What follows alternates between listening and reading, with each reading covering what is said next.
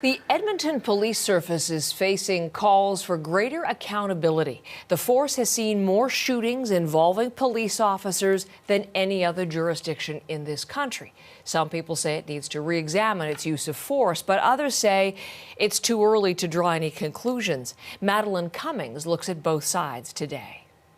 This year has been the deadliest in 2 decades in Edmonton when it comes to officer-involved shootings. The first shooting happened in February, leaving an armed robbery suspect dead and an innocent 59-year-old man who was in a nearby apartment building. The next 2 happened in March. Alberta's police watchdog ACERT says in each case a confrontation occurred and at least one weapon or imitation weapon was found at the scene. No city has reported as many fatal police shootings as Edmonton this year. Most major cities have yet to report one. People who watch crime closely in Alberta have mixed opinions about what these statistics mean. Some think they're a symptom of a larger problem.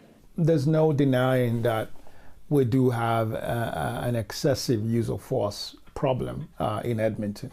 But others say not so fast. It's like homicide rates, generally speaking, they can sometimes happen in clusters, and then you'll see nothing for the rest of the year. Last year, a city-appointed task force recommended preventing police from using unnecessary force. One of its members, who has had his own negative experience with Edmonton police, says the report was brushed aside. He thinks fewer officers should carry firearms.